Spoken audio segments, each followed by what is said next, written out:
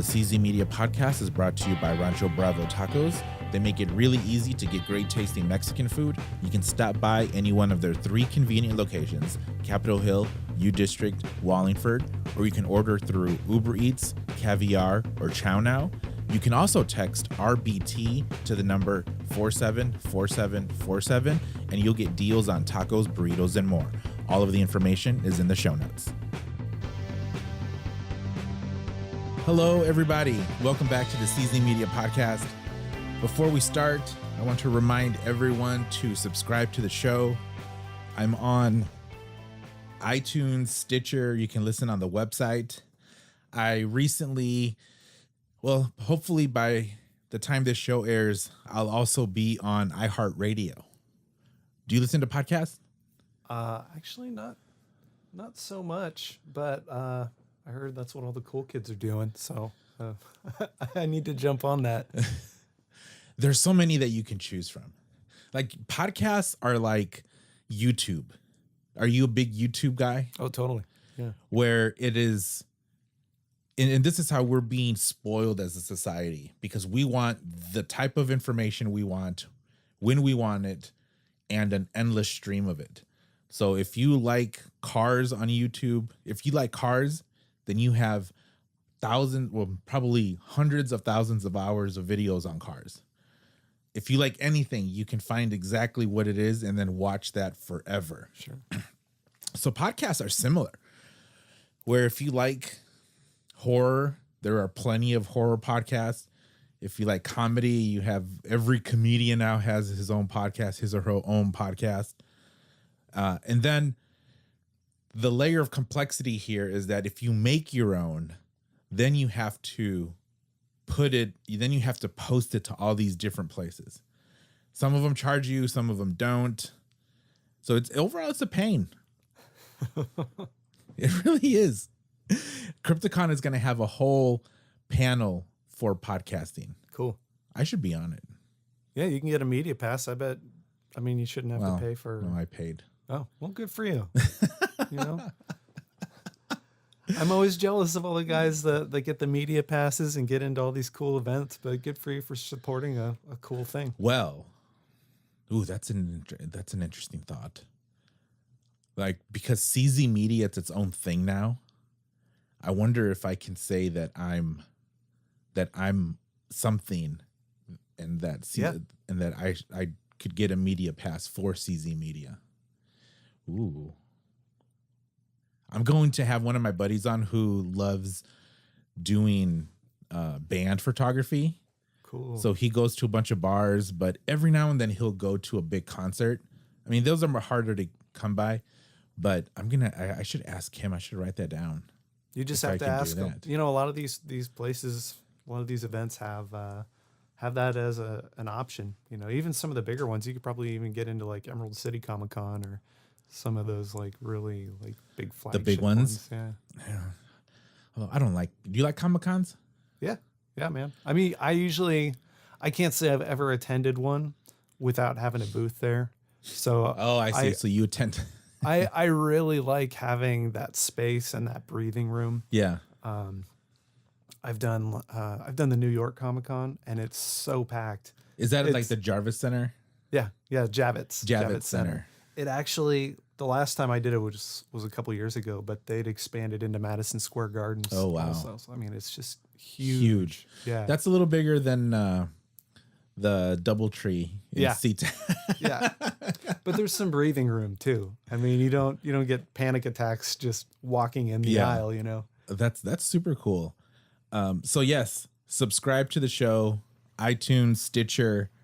Hopefully by the time this airs, I'll be on iHeart Music, considering Spotify, but Spotify makes you pay. Not directly to Spotify. With Spotify, they only work with a few podcasting services and they link. So you have to sign up to this service and then they link it to Spotify. But you have to pay to be on their preferred or on the only services that they use. But it might be worth it. I don't know. I'll think about it. So yes, in the meantime, use that iTunes app. Find us. Find me on social. And I keep on saying this. There's a donate button on my website. Ooh. No one donated yet. Maybe it's because it's too many processes. It's too many steps. I should just use PayPal. Make it nice and easy. Sure. Most people have PayPal. Yeah. Like my website, the donate button does some other service. Well, anyway, yeah, do all that. I have merch. I should show you my merch.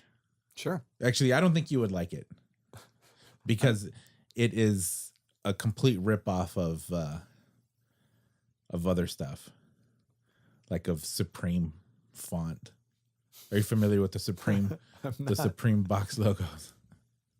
All right, so do all that. All right, that's enough of me pitching myself, or what do you call it? Not pitching. Is it pitching? Me. Sure, it could be pitching. Is it you never know pitching? who's listening. I mean, me. What's that word? Promoting. Plugging. Me plugging myself. I've been plugging myself for almost 10 minutes now. But I'm so excited about who I'm talking to today. And before I introduce him, I will preface it by saying that he is the first artist that I have his art on my wall and that I'm actually talking to him on the show. That's super exciting. That is super cool to do that. Dave, how's it going? Oh, it's fantastic. Thank you. I'm talking to Dave Ryan from Dave Ryan Pop Art. And of course, all your information is going to be linked so people can check you out and see the art that you do. Cool. Thanks. How's it going? It's good. It's a good day. Yeah. Anything, well, tell us a little bit about, like, explain your art. So I do pop art on recycled stuff. I started out painting on records. And that was kind of a way to procrastinate when I was in college and still feel like I was accomplishing something. So rather than writing English papers, I was cutting stencils out of record sleeves and spray painting them on the records. So you've been doing this a long time. Yeah. Has this been your primary gig? Yeah. In a couple months, I think I'll be entering year 11 doing this full time. And I've been painting on records for 13 years, I think. Nice. That is, well, so you must have a huge body of work. Like, do you ever go back to those first ones? Have you kept any of those? Yeah, some of them. You know, I was really disciplined for a long time, and I would paint about 50 of these records a week. Holy cow. I think there was a couple years where I had painted over 2,000 of them. And you didn't paint over any like rare records, did you? You know, I probably have, but I do my best not to be, I don't know. I try not to be too reverent, you know, just the nature of my artwork tends to be pretty lighthearted and I have a lot of fun with it. And it's all about taking what exists and changing it or adding something to it. Well, hopefully you haven't painted over any rare Miles Davis or... I think I might have painted over some scratched Miles Davis records, but I probably painted Miles Davis on it. It rarely lines up that I have a stencil that actually matches the record. Oh, but, I didn't even think about that. Every once in a while. Well, so when you were super disciplined, starting out at 50 a week. Yeah. So you would go to, like, would people give them to you, or would you go to the record store and buy the 25-cent pieces? It initially started out going through the bargain bin and just picking the cheap ones, and then as record stores and thrift stores started getting to know me, they'd set the ones they couldn't sell aside. So I've painted over a lot of Barbra Streisand and Barry Manilow albums. And Barbra Streisand's okay. I don't like her. She's all right. She's paint away. You know, as this has gone on, my personal record collection has definitely grown quite a bit. So you not only paint over vinyl, but you collect, like, you like to listen to it, and yeah. I got this little shop in Pike Place Market, and that's my only source of audio media. Very cool. Is records. Like, are you like how deep are you in this? Pretty deep. I quit drinking a few months ago, and I think all the money that I spent on alcohol is now getting funneled into my record collection. Oh, so you've well, where's your favorite record shop? Man, there are a lot of really good ones in Seattle. There's just down the hall from me at the market is Holy Cow Records, and my next door neighbor works at Spin Cycle Records on Capitol Hill. So those are usually my two go-tos. Okay. Which one's that one on Capitol Hill? Because there's like 3 on Capitol Hill. Yeah, it's on Broadway, kind of the northern end of Broadway. It's like right next to Chase Bank. That seems so far away. Like I spend most of my time by like Pike and Broadway, Pine and Broadway, that going to the other side, like crossing Olive. It seems like, oh, that's so far away. It's not too bad. It's like I'm almost in Mount Vernon if I go over there. I'm pretty lazy when it comes to going anywhere, which is so funny because I lived in Seattle for 18 years, but the first 7 or 8 years, my wife and I lived in Federal Way, and I had friends up here, and we would always do stuff up here. And I would say, hey, maybe we should go to Federal Way. And all of them lived here or in U District. And they're like, no way. They would say the furthest south I go is the West Seattle Bridge. Don't go any further south than that. Sure. Maybe Georgetown I'll go to. So there was no way I was going to get them to go to Federal Way.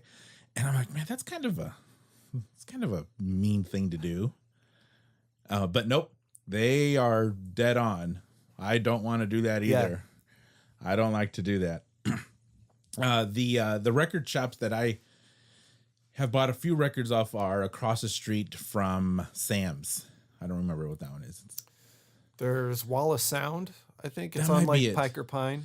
Yeah. And then there's there's another one that has a lot of really good metal albums. Yeah. The one with next to the tattoo place. Yeah. Yeah, I haven't been to that one either. I started collecting vinyl. I'm saying vinyl like one of those records. I don't know, like 4 years ago, 5 years ago, not too long. Cool. I don't have that many. But see, as you can tell, I have a bit of a collector spirit. Sure. And I started buying the new records, but then saying, you know what, wouldn't it be better to have original records? So then I started going to the record swap meets or whatever they're called, and then it's like that is a pretty expensive hobby if you like get super deep into it. What's your favorite? What's your most valued? Not necessarily monetarily, but the one that you listen to over and over and over again. Oh man, I've been listening to either Mastodon's Once More Around the Sun. That sounds very metal. It's pretty heavy. Like how heavy? Like Gwar. I don't know. You know, they there's like 3 of the 4 guys in that band can sing, and they all have like really unique voices. So they have a real wide range. Okay. But it's usually pretty fast, pretty technical stuff. I've been listening to like a lot of like stoner metal lately. Also, like Sleep is stoner metal. I don't think I've ever heard that term. Oh, you're missing out. I'll give you a homework assignment. Okay, stoner metal. Yeah, stoner metal. And then I've been listening to. Have you heard of a dude named Ty Segall? No. He's really prolific right now. I think he was the first person that KEXP had in their new space. Okay. But he's in a band called Fuzz that I really like. So I may have heard that band name. Cool. So you have. Do you branch out at all? Like, is there any totally. Mariachi bands? Yeah, I love mariachi. I do. And kind of for the same reason I like some heavier stuff is you get like some really technical melodies and one of my favorite albums. This definitely not monetarily. You probably couldn't find this album for more than $1. Yeah. But it's I think it's the Tijuana Brass doing The Lonely Bull. Okay. And so it came out like right around when Herb Alpert was huge. Right. So it's kind of like a Herb Alpert ripoff. Okay. But I love it, man. When I was like 21, was about the time I started getting into records. I had this record player that it took up the entire back seat of my Volkswagen Jetta that I had at the time. I got it at a garage sale for $15, and I was like, well, if it'll fit, I'll take it. Yeah. And I'd listen to this album, and my roommate and I would play darts. We'd put the dartboard on top of the record player, and then we would just sit in our recliners on the back porch, just throwing darts at it. So it was covered in darts also. But that's always my happy music. Sometimes I like to start the day off at the shop with that, just get it going. Yeah, that's like my happy place music. That's fun. That's fun. So then, where did you get the idea to start stenciling on records? Like, where did that come from? Were you doing other types of art and you went to this, or was this the first one? It was kind of at the beginning. I had this professor in college who always made us buy way too many books. And I had just done this really big 6x6. It wasn't a painting. I did it with a Sharpie. It was the cover of Led Zeppelin 1 with the Zeppelin crashing. And I did it with a Sharpie. It was huge. So I was Holy cow. How many Sharpies did you go through? I don't remember. I kept track of the time, though. I think it took me like 48 hours. Yikes. Working on it. But it was on like a blind. You could roll up like a little bamboo blind. Yeah. So I was just listening to a lot of records while I did that, and kind of getting into records a lot. So I had this professor that would always make us buy too many books, and I took the money I had set aside for books and just bought art supplies. There you go. And I started hand painting on records. And then when I finished that, I had all these record sleeves laying around. So I started cutting stencils out of them. Oh, okay. And they just fit perfectly over records. So there wasn't any extra masking to do. So it just kind of became this. So that's that's your stencils are the sleeves. Yeah. Yeah. Most of them are 4 to 6 layers.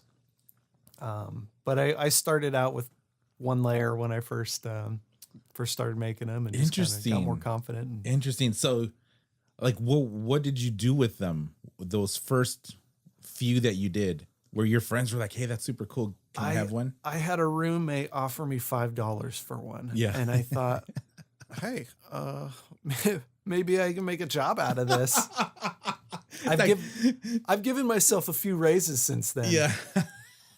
I might be due for another one, actually. Isn't that just an amazing feeling when someone says, "Hey, I'll give you money in exchange for something that you made"? Yeah, I love that feeling. That's fantastic. It's I don't get that feeling too often, or like out of the blue, but it's a really interesting feeling. Yeah, I know. So you have all of these, and then you realize you could monetize it. So is like getting booths at art shows the next step, or is it taking them to places? And for me, it was just cold calling. Okay. I'd get a backpack full of art, and then I'd just go into businesses that I thought were cool, and or that my friends were running or worked at. Yeah. And I would just talk to whoever was in charge of the walls, and a lot of times they didn't have anyone in charge of it. So I just stop by once a week and fill up all the empty spots and make sure it looks good. And the nice thing about stenciling is you can repeat an image. Yeah. So I could build up a nice stock, and right. I could set up at multiple places. And I got really fortunate, and some of these businesses stopped asking me to leave. And there's some that I've been at for 9 years. Very cool. And I'm a part of the team. So you literally just like, you made all of these, you had a whole bunch, and you're like, you know what, we got to go hit the pavement, go knock on some doors. That's the answer to so many things. Before the internet, I mean, that was the only way you could get out, Yeah. I'm not saying I'm that old. The internet was definitely around when I was doing all this. But my dad ran for office when I was like 9 years old. And while the other kids were playing Nintendo and all that, I was knocking on doors, passing out literature, trying to convince people to vote Republican, you know. And in Washington State, that's not always very easy. No, especially now. Yeah. Well, this was like 1991, I think. There might have been a chance. 92. Well, it depends where. Like here in Seattle, you did that? It was in Kitsap County area. So there's more of a shot. Yeah. Yeah. So. Well, that's cool. Your dad ran. Did he win? He lost the first time.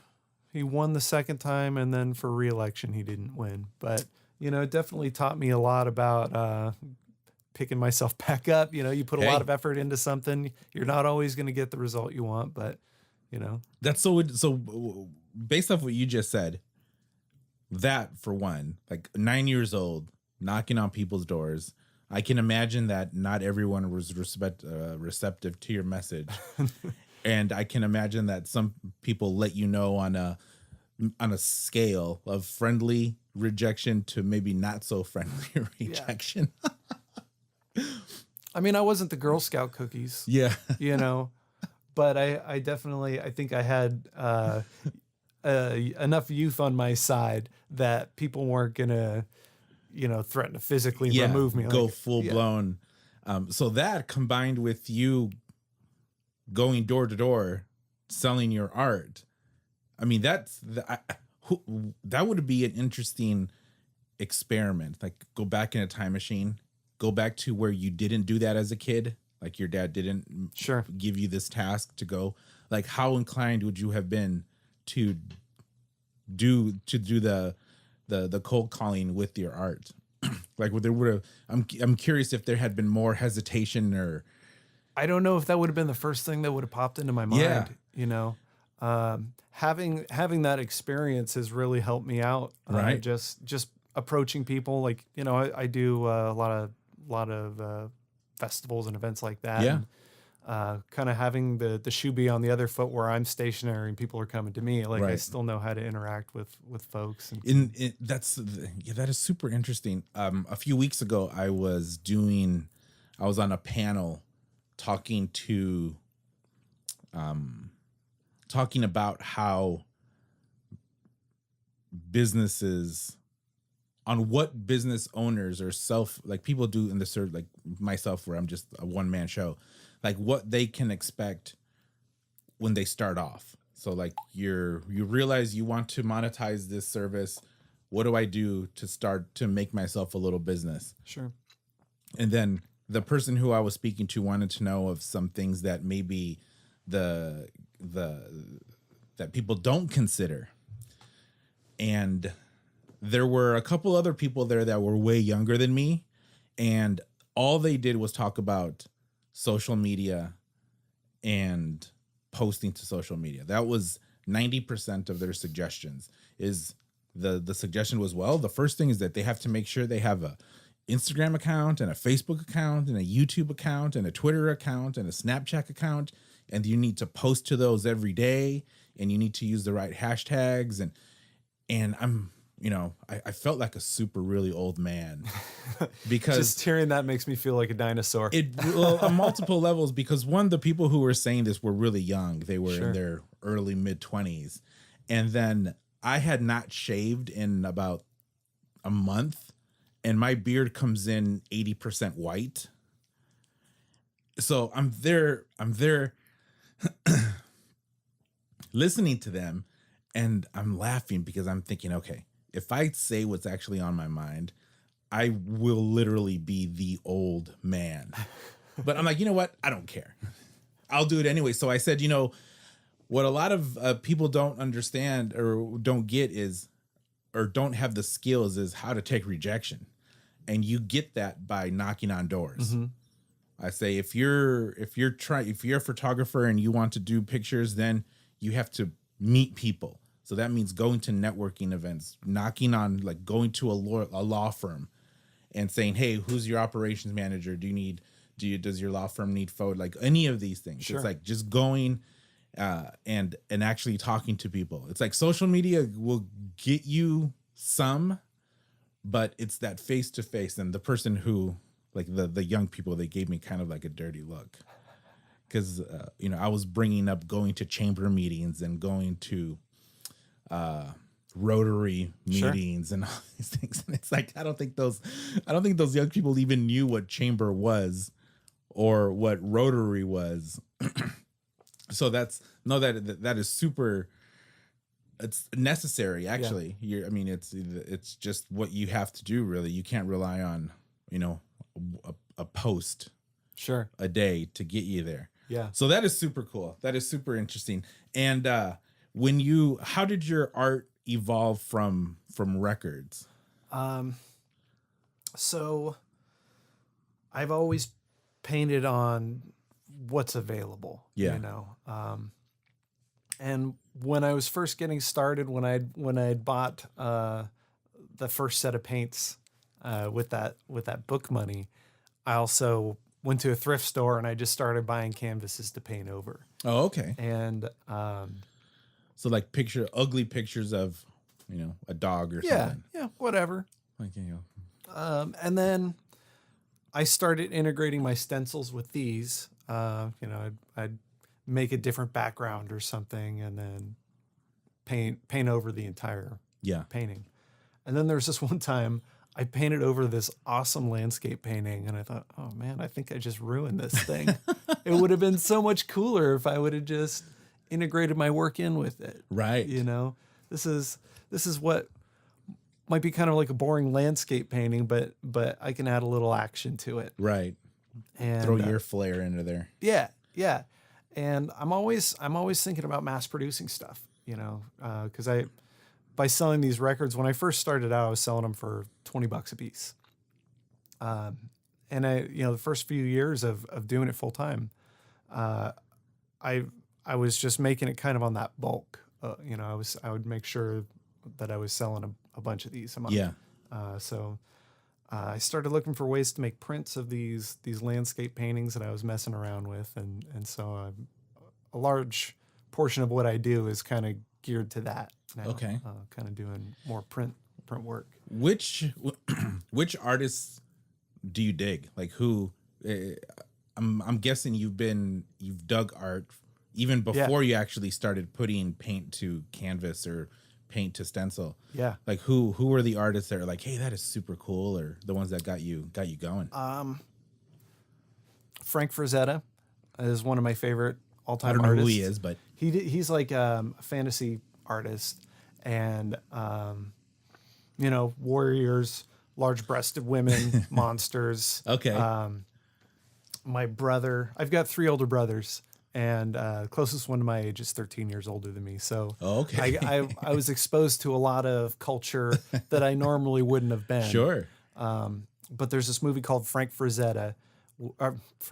There's this movie called Fire and Ice that Frank Frazetta worked on with Ralph Bakshi. He did the animated Lord of the Rings and Wizards and Cool World. Okay. So his style is like he uses like a lot of rotoscoping where you film something and then you animate the cells. Okay. So this movie Fire and Ice looks like a Frank Frazetta painting, like real nice oil backgrounds. Oh, it's awesome. So Ralph Bakshi, Frank Frazetta. I loved Ren and Stimpy as a kid. So John King, I can't remember his last name. Yeah, all that goofy stuff. I thought you were going to say Warhol for a bit. I could see that just with like the repetition that he does, and he does he did silk screening, which I think is a pretty similar process and look to stenciling. I haven't like really got into Warhol too much, but I appreciate it. One of my favorite photographers, his name is Robert Mapplethorpe. He's that purple book on my shelf there. Oh, cool. He's mostly known as a photographer, New York in the 70s and 80s. But when he started taking pictures with Polaroids, you could take the top layer of a Polaroid. You would soak it in water, and then you could take that top layer off, and it would turn almost into a silk screen. You could just slap it down on something. Yeah, and print you could just slap it down on. Well, not even print it. You just slap it down, and it'll just coat it. Cool. So it's hard to do because that is, I mean, it's micro thin. Sure. But if your cable, so it's going to get all distorted, and the colors are going to fade because there's a ton of colors left. Yeah. It's only that top layer. But he started out doing something like that too. And it's like, that is super, well, for him, he disregarded the mixed media and then just stuck with photography. But it was super interesting and cool to see what he actually did make. And I mean, he was buddy. Well, I don't know if he was buddies, but he was colleagues with Warhol. Cool. So maybe he thought, you know what, this guy's doing a lot of this. I need to focus on this other thing that I would rather do. So I'll definitely need to check out those people that you. Could I plug a couple more artists I'm really into? There's this local guy in Seattle named Ed Lerner. He tattoos up at Artful Dodger Tattoo in Capitol Hill. The Artful Dodger. Yeah. That's a good name. He's colorblind, man. And he lays his inks out in the same order every time. So he knows exactly what he's doing. Yeah. But because he's colorblind, he has a real amazing command of gradients. Like he can do like the shadows and the in-between colors amazingly. That deserves a documentary right there. Oh man. He's a really interesting dude, fantastic artist. He's like one of those guys that he has an idea of what he wants and then immediately has like the clarity of vision to execute. What kind of colorblind do you know? Like, can he? I think it's like red green kind of blends together. Yeah. I think it's like the common standard color blindness. Yeah, your run of the mill color blindness. Yeah. That's super interesting. He does some rad work. He's really into kind of spaced out stuff. Do you have tattoos? I don't have any. Really? How have you escaped living here and not have any tattoos? I don't know. Well, it's time. It's time. Give Ed a call. I actually told him last time I saw him, I was like, man, I think I've hung out. I've used up my time hanging out in tattoo shops without getting a tattoo. I think I probably should get one. Otherwise, I can't come hang out with you anymore. He's like, yeah, come get one. Oh, if I hung out at tattoo shops, forget it. I would be a sideshow freak. It's like everything else. I just want more and more. Well, let's take a quick break. Cool. And then we'll talk more about your art, where it's taking you, and how it's had, I'm assuming here a little bit, but how it's had healing effects on you. Let's talk about that. So we'll be right back.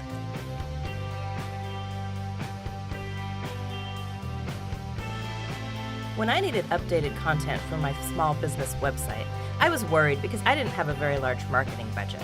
But then I found Carlos at CZ Media. He gave me a budget-friendly quote and delivered the high-quality content I was looking for. I would recommend you check him out. All of his information is in the show notes.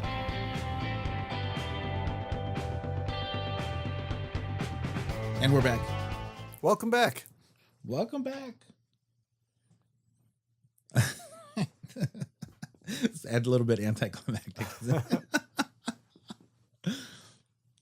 So you're going through your process, and what was the next step? What was the next step from taking all of these inspirational components of these, or did you have? You mentioned Ed Lerner, and was there another Seattle guy, or was there another pivotal guy that you dug or dig? Right now I got to say, Ryan Henry Ward, he's a local Seattle guy. We kind of got started right around the same time. He's a muralist, and like with spray paint. I think he starts out with spray paint and then he fills it out by hand painting. Okay, but we got our start probably within a month or two of each other. Okay, so one of my first shows in Seattle, he had been the artist at this cafe the previous month, and then I came in. But he's done like 200 murals in Seattle. Wow. I mean, he's really prolific and always working. So it's always inspirational for me to see somebody who has that discipline just to keep plugging away and just keep doing it. Yeah. There's another dude I follow on Instagram, Skinner. His handle Skinner. is at the Art of Skinner. Okay. And he does just really gnarly stuff, like a lot of album covers. And he's another guy, like I'll be scrolling through my feed and I'm like, man, this guy is on it. What am I doing on Instagram? I need to go do some, I need to get back in the studio and paint something. I mean, he's very inspirational. Art for me has kind of been like a big solo journey, you know, like it's cool to see these other dudes out there, other people like doing their thing. And I, like I mentioned before, I kind of started as a means of procrastination. Sure. And I never really had many teachers, you know. So self-taught. Yeah, it's all I've been pretty much all self-taught. So to kind of, I think, lead into the healing aspect of art for me. Right about the time that I was really starting to be gung-ho about going full-time, I quit my job and I proposed to my girlfriend on the same day. You know, there's certain times you can feel like you're at the edge of destiny. You know, you have certain blocks you're going to put into place that are become a foundation. And I was very aware of that. And then my buddy and I left on this road trip to go to the four corners of the U.S. and we were hitchhiking, ride sharing. A lot of Craigslist rides came about from there. That sounds scary. I mean, it was, the whole idea was pretty counterintuitive to what we've been told since we were kids. You know, don't get into cars with strangers, and that's all we were doing. I went to school for writing, and I wanted to write a great American novel. There you go. And everything I was doing was based on how well of a story I'd be able to tell. So I probably would make a different decision in a few places in hindsight. But I got some good stories to tell. There you go. Hold on. You quit your job. Yeah. What job did you have? What were you doing? I was a molding vendor for a hardware store. So that sounds boring. I would go in and take their inventory and then order all the parts that they needed and then stock. I think I would stock before I ordered. It's been a while. Yeah. Okay. But and then you proposed. Yeah. I quit my job. Went to her parents' house to ask for permission. I was like, there you go. Hey, Good so man. I just quit my job. I'm going to do this thing where I'm going to kind of drop off the face of the earth for a few months. And I'd like to marry your daughter. And he looked up at me. He's like, oh, okay. Well, at least you're taller than me. I was like, all right. Thanks. How long have you guys been dating? Man, we'd been dating like 3 years, I think. So I'm assuming she said yes. She said yes. Excellent. This will be our 10th anniversary this year. Congratulations. Thank you. Hey, it's my 10th this year too. Hey, congratulations. It's rare you hear people say 10 years. Yeah, we made it this far. Nowadays. It's like we're champs. Yeah. Well, that's all. So so you asked her dad and he's like, he didn't say anything like, do you think it's a good idea to quit your job? Well, it was a done deal at that point. I was officially self-employed at that point. Like, did you think it was a good idea to quit your job then get married? I was pretty confident in myself. Yeah. I mean, and that's you got to be confident in yourself if you're ever going to do anything big. Yeah. So she said yes. She said yes. I leave on this trip. Wait, hold on. Did she go with you on this trip? No.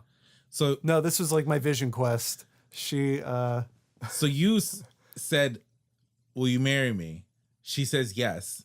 And then you're like, okay, I'm out of here. I'm out.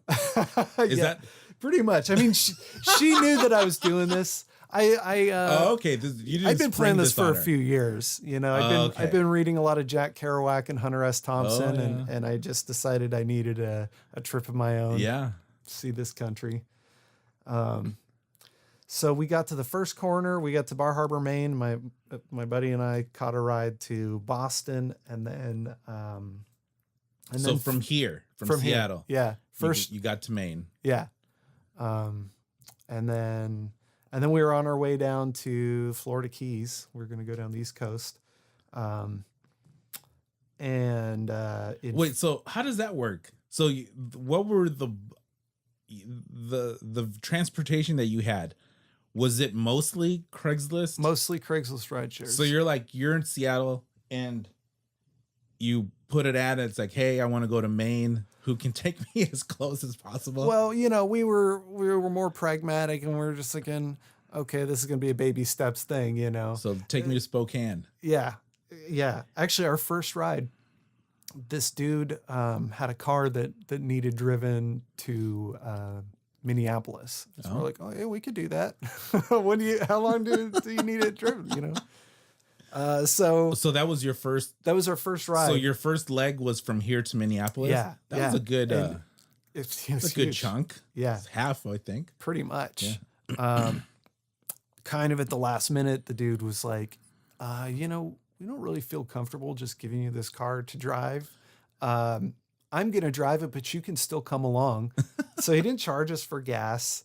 And so technically he didn't need you. He didn't need us. And he drove pretty much the entire way. I think he just wanted company. Pretty much. Yeah. That's understandable. Yeah. And we did it straight. We did it in like 32 hours. Holy mackerel. It was nuts. Man alive. That's a long trip. It was. It really was. I think at one point we stopped at a rest stop for 2 hours and he caught a wink. Yeah. But other than that, he was up the whole time. It's like, I got to go. We got to go. Yeah. Minnesota's a calling. Yeah. So once we got to Minnesota, we stayed with a buddy of mine, and he had a real corporate job and was just looking to kind of break out a bit. So he's like, "Oh, you guys are going on this big trip? Well, I'll take you to Chicago." So so we went to Chicago and stayed with I think she was his ex-girlfriend, or they were still together. I can't remember. Yeah. But we stayed in Chicago for a few days, and then it was Craigslist rides from there on out. I think we got from Chicago to Pittsburgh to Niagara Falls. We didn't have a place to stay there, so we ended up camping out on Goat Island, which is this little island in the falls between the U.S. and Canada. Like you had tents? We had tents, yeah. And then I think we caught a ride to Maine, or we were hitchhiking a lot in New York, and we ended up in a cop car pretty much every single time we tried hitchhiking in New York State. Like arrested? No, we never got arrested, but they would say, you can't hitchhike here. Get in the back. And then the cop would take you? Yeah. We were camped out at a rest stop, and this cop woke us up in the middle of the night, blasted my buddy in the face with the flashlight. Yeah. He's like, "Wake up! You can't be here. You need to have a car if you're gonna be at the rest stop." And my friend was like, "Who are you guys?" He couldn't see her. He was just blinded by the light. New York State Patrol. All right, fine. And they just took us to the middle of this field. And they're like, "Okay, you could stay here." Oh my goodness! Where are we? They just dumped you. They just pretty much dumped us. Yeah. And then I think we caught a train to New York City. And we were on the verge of camping out in Central Park, and a friend of a friend came through and was like, "Yeah, you can crash here." And I'm so glad we didn't do that. It would have been such a bad idea. Yeah. I remember telling this story to someone a few years later, and they're like, "I camped out in Central Park once, and I got robbed." And I was like, "Oh, jeez, glad we got to sleep on someone's floor." So pretty much as expected. Yeah, it was like worst case scenario. Yeah. So from New York City, we got a ride to Bar Harbor, and then down to Boston, and then Philadelphia. And when we were in Philadelphia, it was like it was kind of mid-June and 103 degrees and super humid. So, yeah, muggy. Yeah. The other website we were using a lot of was couchsurfing.com. So we had a couchsurfing spot set up. And remember that website. Yeah. Yeah, Airbnb just kind of took them over, I guess. But we just wanted to go swimming, Right. Our host was real nice. I was like, "Oh, I know this swimming hole." So we go out there and it's just packed. Everybody's out. And people are doing crazy backflips from really high up, and we started jumping from this spot that was kind of right in the middle. Is this a creek, a pool, or? Yeah, we found out the locals called it Devil's Pond. Okay. Because of all the injuries that happened. Oh man. So I grew up around here, you know. I used to swim out in the Puget Sound as a kid, and I've always considered myself a pretty strong swimmer. Yeah. And jumped off this spot, felt pretty confident. And the next time I dove off, and there were so many people behind me, I couldn't push off very well. So I pretty much went straight up and straight down. Okay. And I hit this shallow spot that I was unaware of. I ended up breaking my neck. Head first? Well, I dove. So I think I was in your standard diving position, and I'm pretty sure I broke a finger in that, but that wasn't really treated. They were like, "You got a broken neck. We'll deal with this." Oh my goodness! And Philadelphia is like one of the best places in the U.S. to break your neck. They have one of the better centers for dealing with this, for spinal injuries. Yeah, and I had lost. So was it shallow and then a sharp drop? It was a sharp drop from this spot that I jumped off of, and I guess right next to the cliff wall, it was a little shallower. And so I just didn't clear that spot that second time I jumped. So I ended up having a burst fracture. So it was like the weight of my body exploded the front half of my 6th vertebrae. Yeah. So when they operated on me, they found that 6th vertebrae didn't really have anywhere they could anchor anything to it. So I ended up having my 5th, 6th, and 7th vertebrae fused together. So, who pulled you out? I mean, my buddy jumped in after me, and so it was pretty obvious from the get-go that this jump did not go. I think so. Because I had enough air in my lungs to pull me to the surface, and then he jumped once I'd kind of cleared the area. So you floated up on top, and you're out. Yeah. Well, I was awake. I was like hyper realism. I remember everything, and I was immediately numb from my chest down and then my elbows to my fingertips. Oy. I'd seen this movie called Murderball. This is this documentary about quadriplegic rugby. And so I knew that you could have a spinal injury and maybe use your hands, or it wasn't like everything from the neck down. Right. So as they were pulling me out of the water, the first thing I did was I wiggled my toe, and I was like, okay, the electricity's going there. Cool. Yeah. I can't really feel it, but I can move it. And then I went to make a fist, and I could hardly close my hand. And I ended up losing 60% strength in my right hand and 40 in my left. So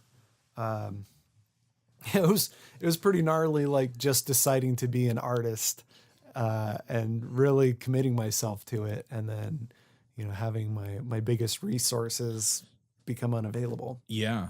So how long were you in Pittsburgh? It was Philadelphia. I was Philadelphia. in Philly for 9 days, I think, maybe 10. But I was in ICU for 2 days, a normal hospital bed for 1 or 2 days, and then the rest of the time was spent in inpatient rehab. But everything, I mean, as far as like the healing process went, it was really ideal for me. Everything kind of came back. It was like my body went through a hard reset. Yeah. So I got home. I spent like maybe a week living in my parents' house. And then I went back to my place, which was this party house with all my best friends. Yeah. And rent was like $200 a month. So I had to sell 10 records to cover my rent. I had to sell another 13 to cover my health insurance. It was like these little increments that I had in my head. Okay, I got to do this to keep the wheels greased and everything running. In record units. Yeah, record units. Yeah. But, I just quit my job. So I had all this time, and I just went real hard with art. I just totally dedicated myself to it and my craft. And did your family go out to Oh yeah. Yeah. My wife now, she's newly engaged to me. She was on the ferry to Bremerton where we were living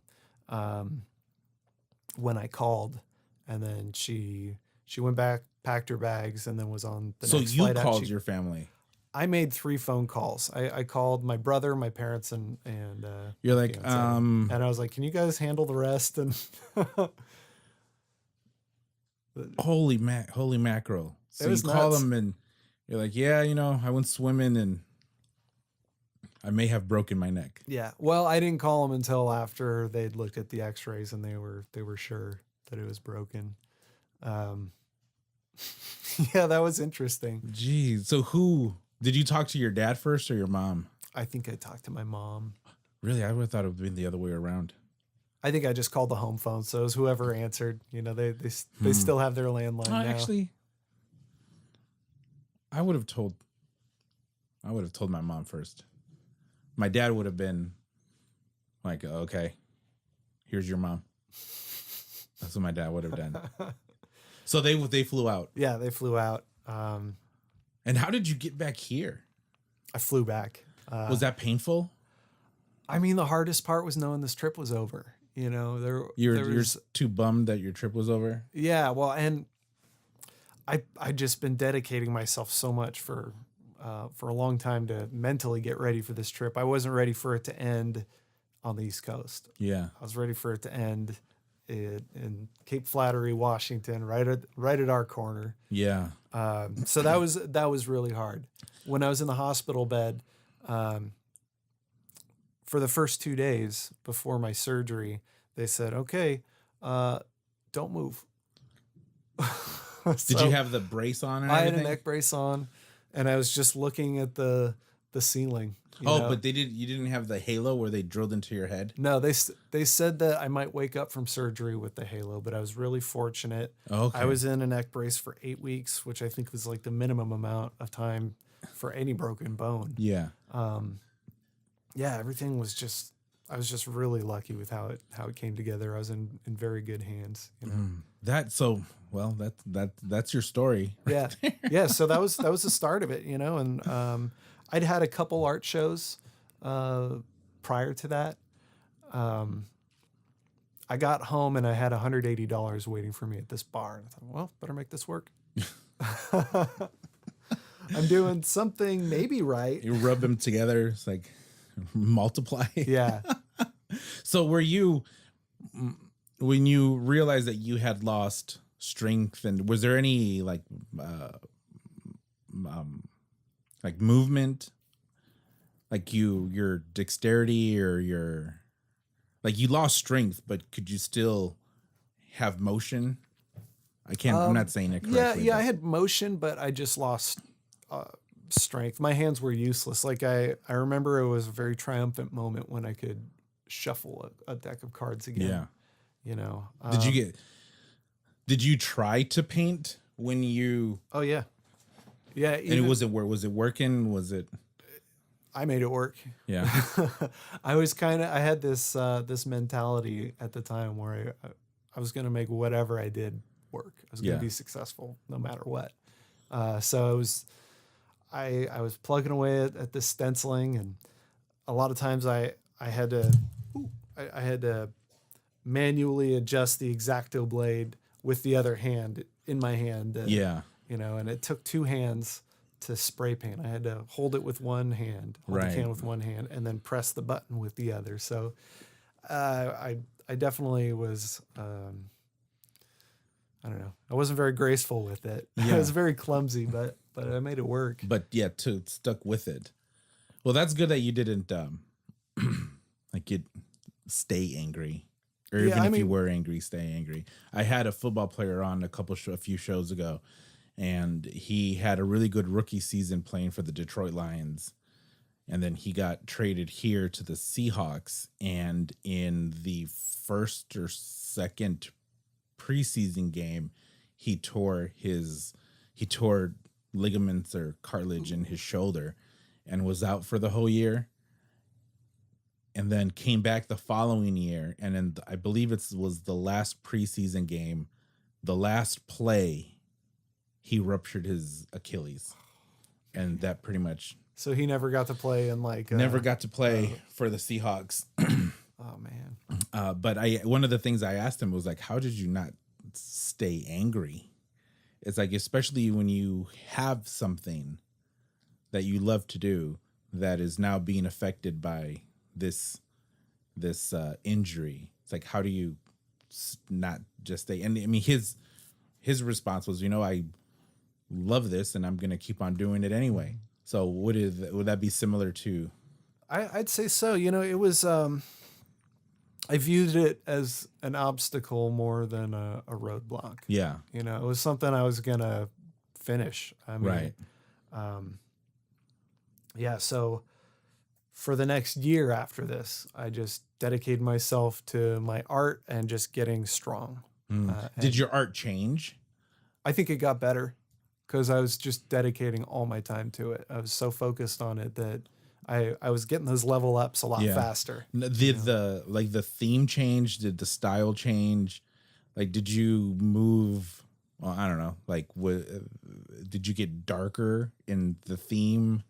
I wouldn't say so. No, I was just kind of honing my skills a bit. So I think I just got more precise and I don't think it was dark.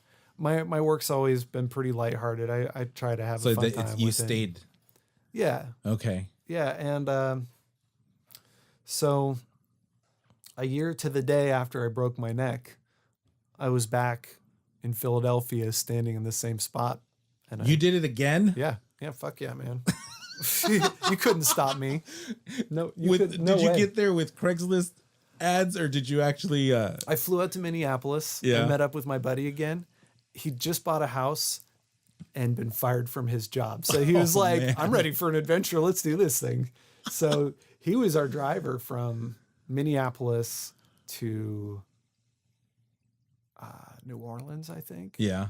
And he would have stuck out the whole trip, but he had like a family reunion he had to get back to. So we got out to Philadelphia, and then unfortunately, my other buddy who pulled me out of the water and was traveling with me, he couldn't make it out until that night. So he missed the swimming hole, but we picked him up afterwards. Something else that's kind of interesting. After this first trip, he became like a full-time poker player, and then I became a full-time artist. So it was a really defining time for both of us. But that's interesting. So he's a pro. Yeah, I don't even know what he does now. He plays a lot of pinball, but I don't think he pays his rent with that. Does he live here? He's in Kitsap County. He's outside of Bremerton. It's funny how many pinball. What are they called? Pinball.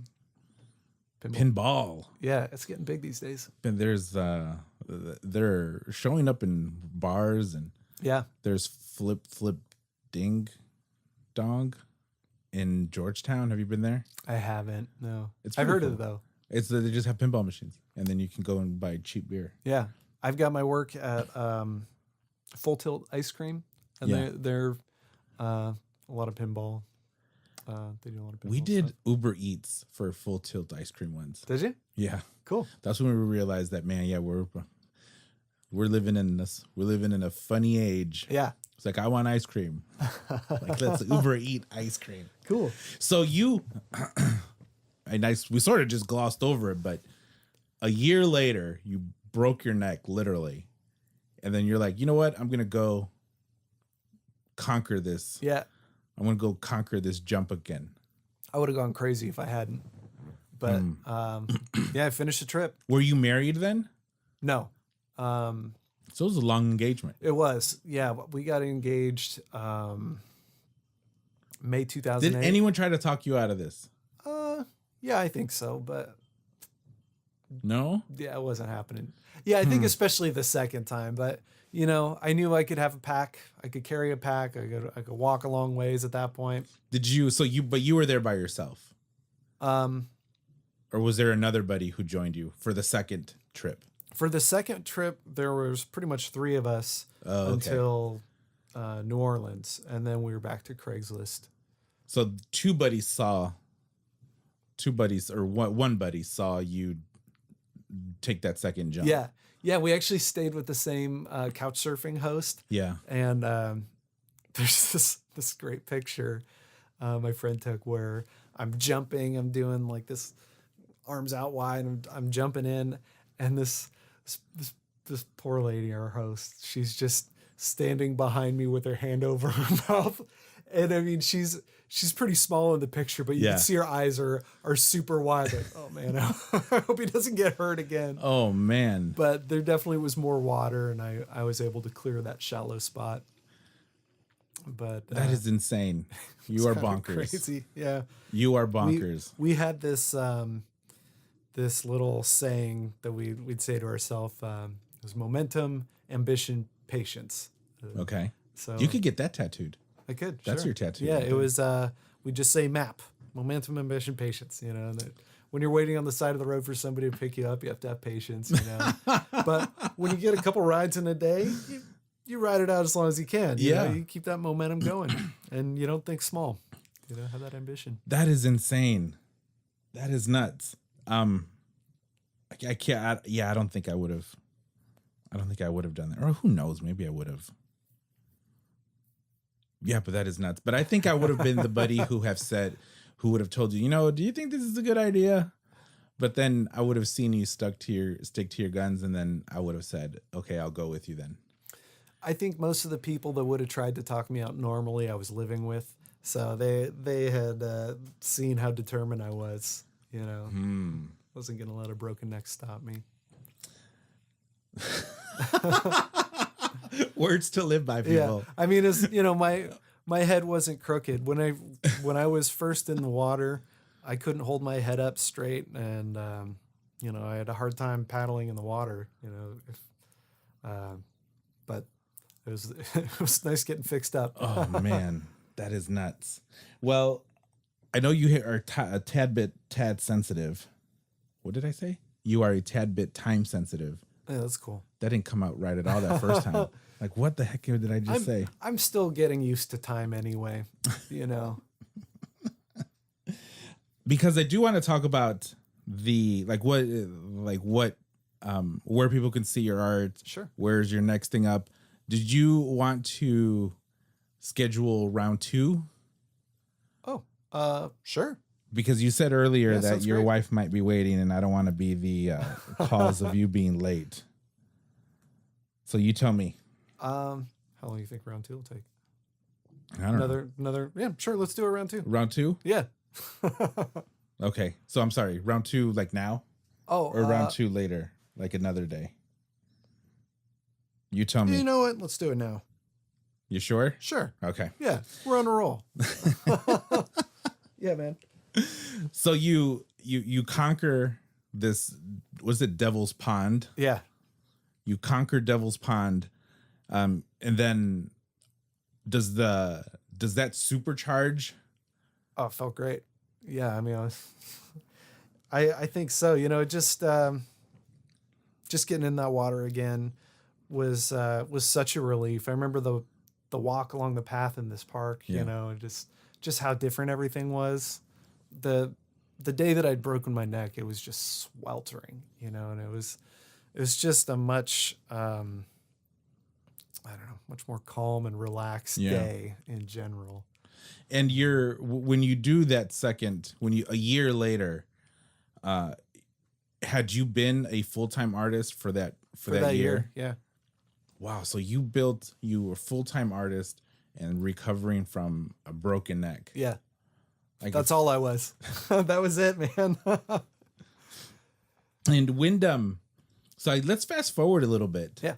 Where were you normally working out of during this time? Your apartment, your house? Yeah, just this house. And then just spray painting in the front yard. So I've always done a lot of art that I can, like, I never like tag stuff. I try to respect private property and not mess with stuff that isn't mine. Yeah. But I like free art. You know, I like to put it out there, and hanging on a telephone pole, make it something that people can take home, or somebody can clean up after me without being upset. Right. In that regard. So no, that's fun. I had I painted this 3-foot by 4-foot chunk of plywood with the fawns on it. He's giving the thumbs up and he's all happy. Drilled it into a telephone pole, and and somebody took it down, and they went to this restaurant across town. This is in Bremerton, and they dragged it out. They carried this thing out there, and they're like, "We think you would really like this in your restaurant." And they loved it. They put it in their little employee smoking area in the back. Go. So I answered this Craigslist ad for some free windows. Someone had remodeled their house, and was like, "Oh, I'll paint on that. Cool." Yeah. Anything I don't have to pay for to paint on, awesome. So I showed the lady some of my work, and she was like, I think your art would be really well at this restaurant down the street. You should check it out. So I did, and introduced myself. And there's this girl I went to high school with that worked there, and she said, "Come with me. I need to show you something." She took me into the back and was like, "Did you do this?" It was the Fonz. And my art's been there ever since. Very cool. They've what did you paint on the windows? I actually still have some of them. I haven't even used them all. That was probably 2009. That was like 10 years ago. But what did I do? I would do these sugar skulls. I had a cool stencil for these sugar skulls. I love sugar skulls. Yeah, they're cool, man. And it was a nice, simple, like 3-layer stencil. Fun thing about painting on glass is you can paint on both sides. Yeah. So it adds a little bit of depth to it. Right. I had another artist here a couple of months ago, Evan Peterson, and that's his primary canvas. Cool.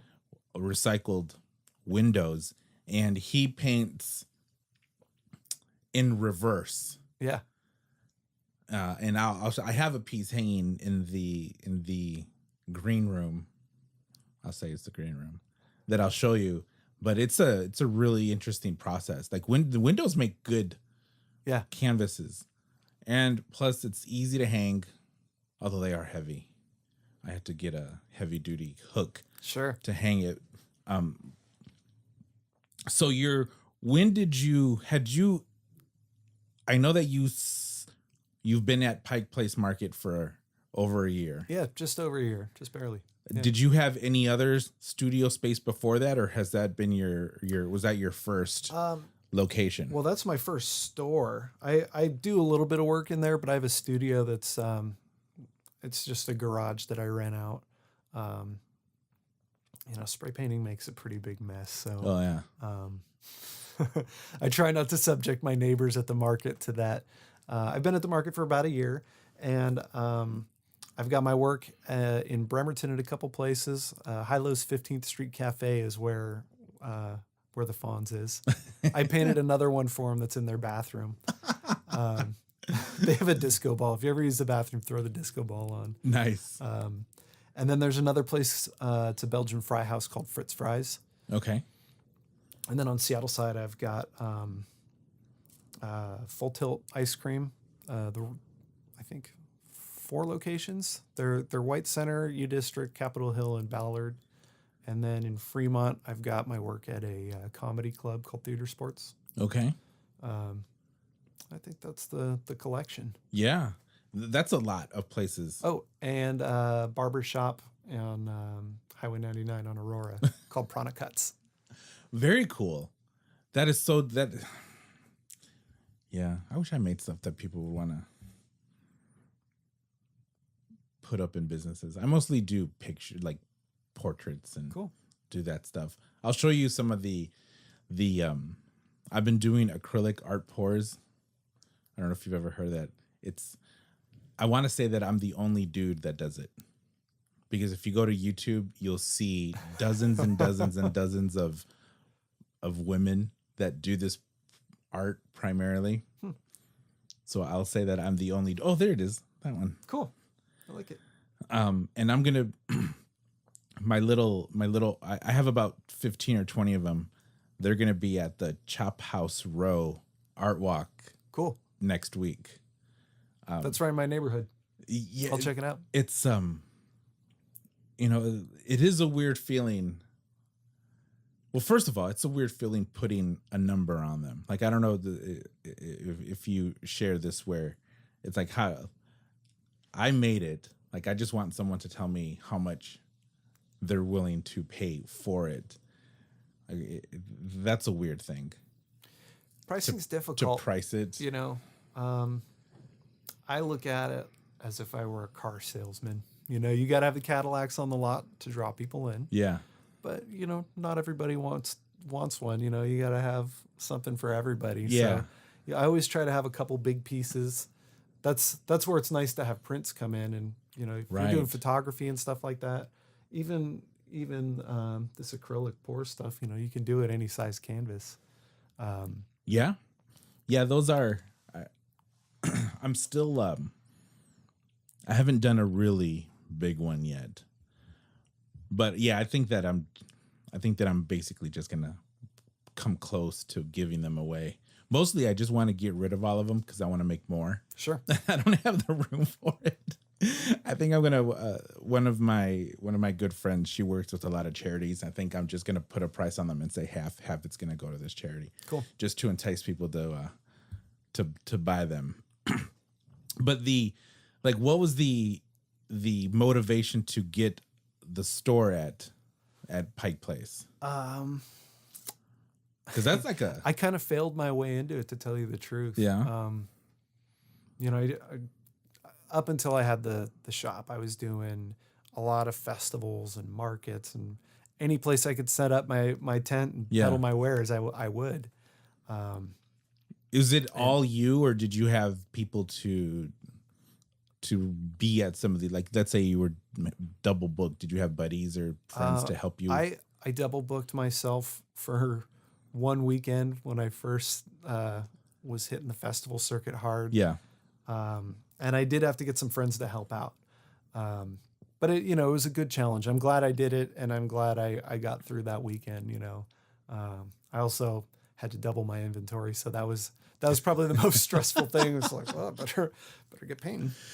Artists under the gun. Yeah, that's an interesting concept.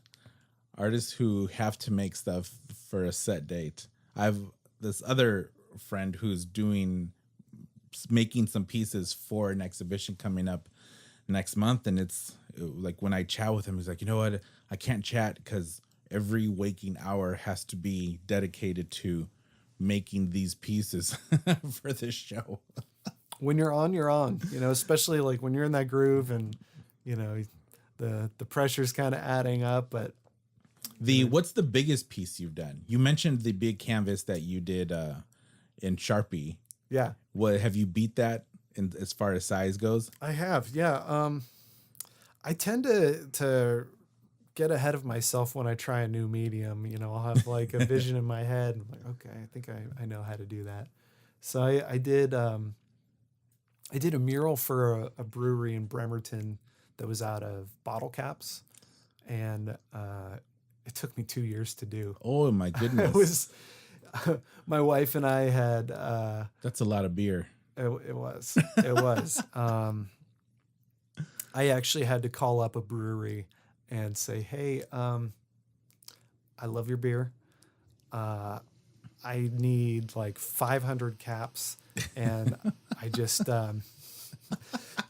each bottle came out to like $1.25, which I was happy to drink my way through, but I really wanted to get that project done. So before your liver gives out, that would have probably had another year or so on it. Yeah. And they were really kind and sent me a bunch of green caps. That is cool. Yeah. That's cool when companies do that. Yeah, it was rad. I should probably give them a plug. I never actually posted on social media, but thanks Sierra Nevada. There we go, Sierra Nevada. Yeah. Thank you for saving Dave's liver. Yeah. Although yeah, it would have been fun to have drank your way through all that. I had a lot of help. Now that if you did bottle caps, how about wine corks? That's interesting. I could try wine corks. I'll have to think of something big and ambitious. We drink our way through wine cork. We could drink our way through wine corks. We Nice. have a few hundred now. I've been wanting to do something, but I'm too lazy. So Pike Place, how interesting, exciting, weird is having a shop at Pike Place Market? It's awesome. It's been a long time since I've had to be somewhere 5 days a week. Yeah. So I think I'm used to that.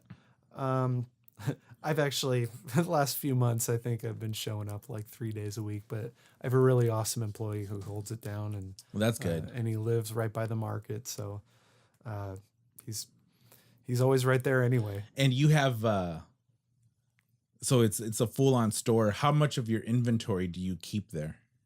I have a lot of it, but I have a lot of inventory in general. So most of, well, I don't know about most, but maybe half of it's there, half of it's in my studio, because I still do some events where I break out the canopy and vend out of there. So art's kind of tough to have two inventories for. So there's certain things that are just at the store. There's certain things that are just in the studio.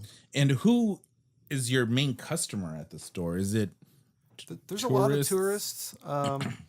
We're looking at cruise ship season starting pretty seriously, so a lot of folks from all over the country. That's so awesome. I mean, it's perfect of what you do because it's easily transportable. Yeah. Well, at least the records are. And I think even from seeing your booth a few times at Crypticon, I think the most of it is easily transportable, isn't it? It's pretty flat and stackable. Yeah.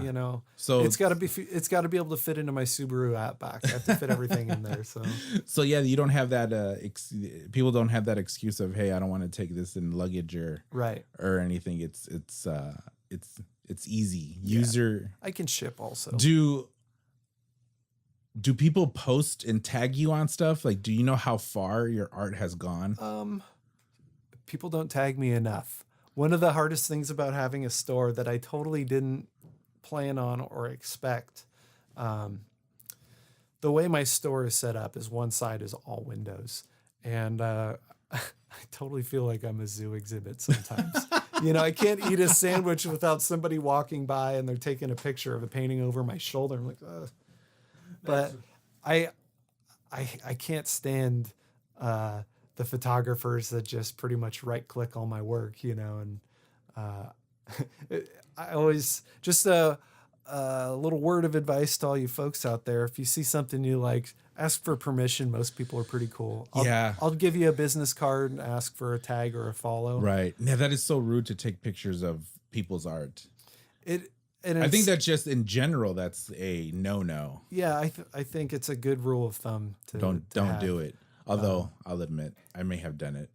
I did it a few weeks ago at a winery. They had an artist had some of his art up, but I took a picture of it because I liked the colors, the color scheme that he was using, and I wanted to duplicate the color feeling in one of these acrylic artboards. But I felt guilty doing it.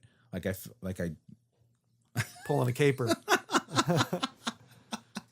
Although the people who worked at the winery wouldn't have cared, because it wasn't their stuff. But that's a no. Depending on how standoffish I am, if it's a slow day and no one's buying anything, I'll say, "Hey, man, I can't pay my rent with pictures on your phone. I got to put them on your wall." Exactly. Now, what can I sell you? Yeah, that'll be. So you should. Well, you mentioned before that your Instagram game needs to get better. Yeah, I'm not the best at that. Do like a call for people to tag you on stuff to see how far it is. Because wouldn't it be cool if it was like a bunch in Russia? I know there's a few that have made it out of the country. But yeah, it would be cool to see the reach of it, how far it's gone. Do you do any current affair type of figures? Like, would you do a Putin one or? I've done some political ones and they always just fall flat on their face, but I do have a painted record of Sarah Palin in an American flag bikini rocking a gun. The guns? Yeah. I got one left. Yeah, I never get offended with art because it's art. Like that's the whole, that's one of the beauties of being an American is we can do whatever we want when it comes to that. The only time when I saw something I thought, you know what, I don't like that was, I don't know, we were at some market and they took political figures and then drew them in, like, the Mexican candles with the Virgin Mary. Mm-hmm. They put political figures in that same sainthood style and put them on candles. Where'd you see that? I don't remember. I have a buddy who does that. His name's John Suferling, and sorry, microphone. No worries. He has like a real good feel of the pulse of what's happening in the world. It's like, it's either like celebrities that are about to die or up and coming political figures. I think it was, I don't remember what political figures, but I saw, and then I thought, actually the first thing that I thought, which I don't really think this, but it would have just been a facetious statement, exaggerated, like going up to him, and who knows if he was the artist or not working at the table, but I would have said, you are misappropriating my culture and putting your political figures on something that is very, very near and dear to a lot of Mexicans, these Virgin Mary and I'm not even Catholic. I would have done it just as a complete goof, but I really, really thought about doing it just to see what the response would have been. And that's the only time. Like everything else, I don't know why. I don't know why specifically that one just got me. Like even it really speaks to a lot of people. His my friend's artwork, at least. Like I've vended next. He to puts them on candles. Candles. Mm. Yeah, but he also does posters and stuff. With it might have been. I don't remember where it was. We go to tons of markets and art walks. I don't remember which one, but for the most, it was only that one, and it's so funny because there's this other artist. He's a Latin guy who put a crucifix in a jar of pee. Oh, piss Christ! Yeah, I can't remember the artist's name. I remember the piece though. So that image, there's a clothing line called Supreme that put that image on a t-shirt. And I almost bought it. I would have bought it if they had it in my size, but they didn't. So instead of that, I bought a t-shirt that has the monk in the 70s that had what's it called? Emulsive? No. Yeah. Set himself Immolation. The Rage Against the Machine cover. Is that what it is? Yeah. Well, they used it, but that was a real dude. Yeah. So I have he was protesting. Yeah, he was protesting. Yeah. And actually, wasn't he protesting the war? He was protesting. I don't think. Well, I don't remember exactly what it was, but yes, it was him there. So I do have that T-shirt. Cool.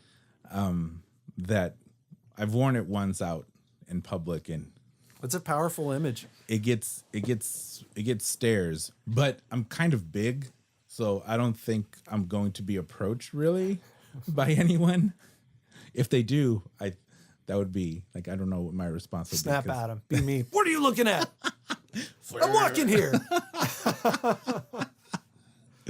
And the other crazy one is, do you remember Ghetto Boys rap group from the early 80s or late 80s, early 90s?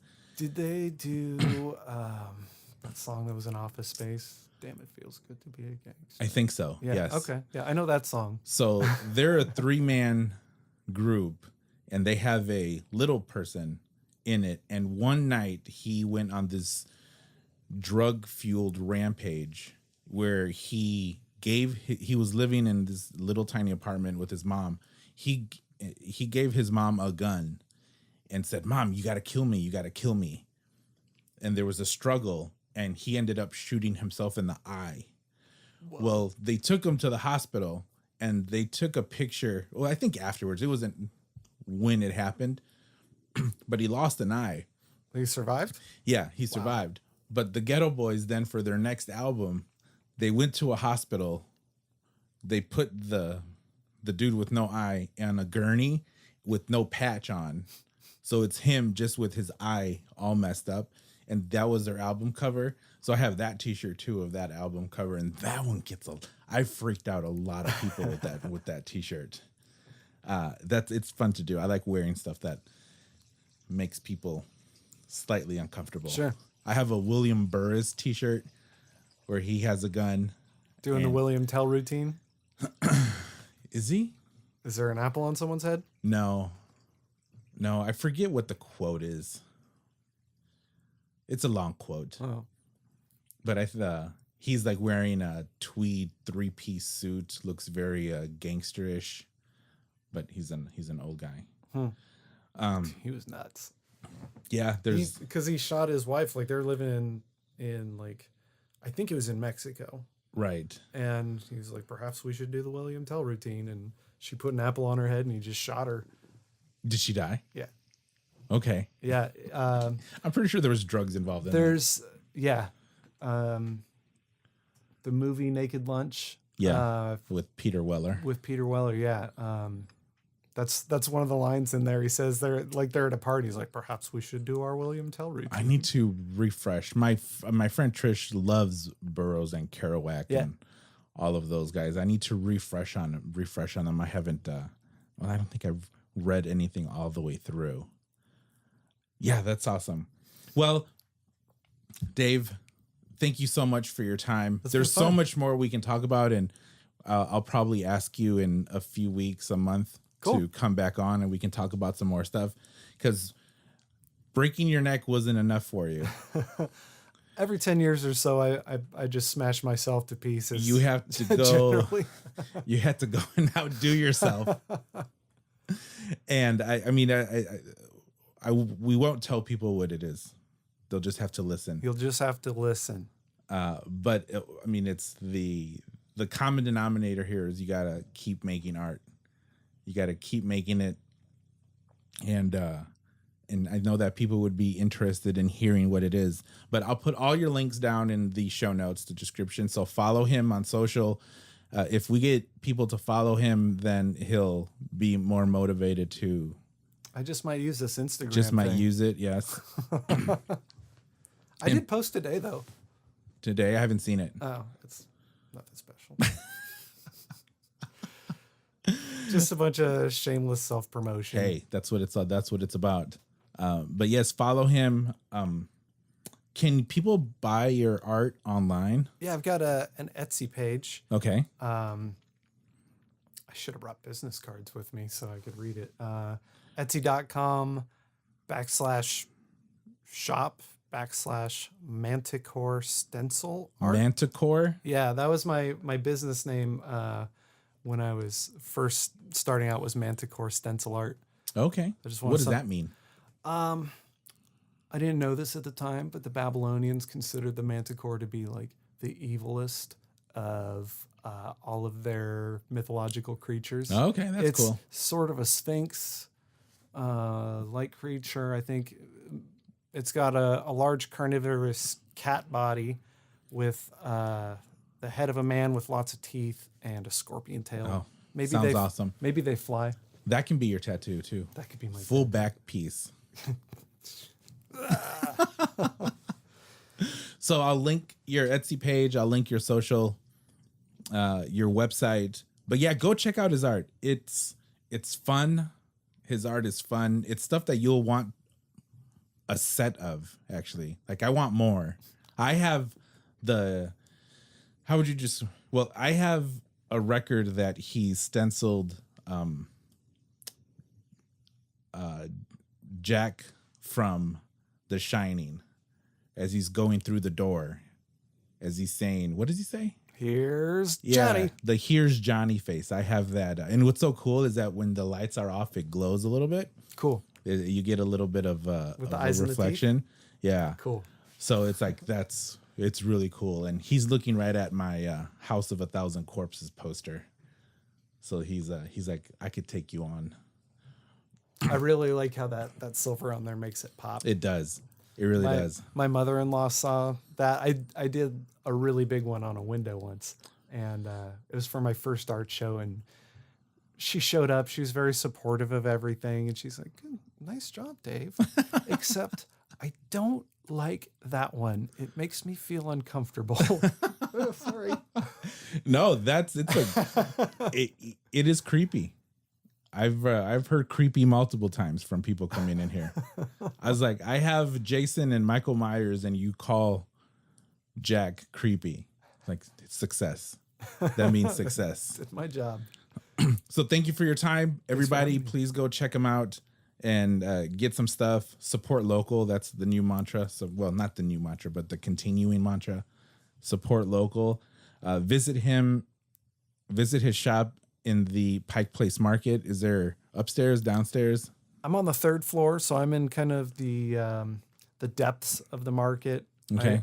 I don't have any windows to the outside. I'm a bit of a cave dweller down there. Okay. But the main level of the market is the 6th floor. So once you get there, you just got to go down. It's like the last level on the inside of the building that has shops. Okay. 3rd floor, Pike Place Market. So yeah, go find him and check it out and be exposed to another awesome Seattle artist. Thank you so much. Thanks for having me. I loved it. And we'll see you guys or here. I haven't figured out how to end these. See, we'll see you guys. I'll bring all the Daves next time.